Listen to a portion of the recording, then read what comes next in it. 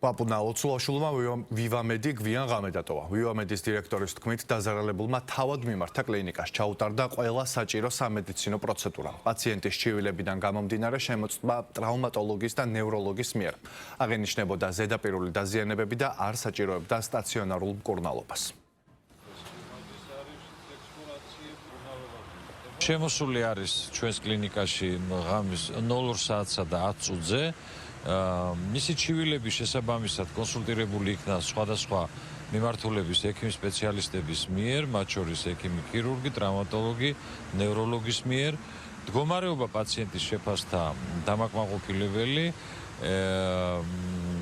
მას აღენიშნებოდა სხვადასხვა ხარისხის დაზიანებები, ჩატარებული იქნა შესაბამისი ინსტრუმენტალური კვლევები, კონსულტაციების საფუძველზე ექიმ სპეციალისტების მიერ არ ჩაითვალა საჭიროდ მისი სტაციონარის პირობებში მკურნალობა.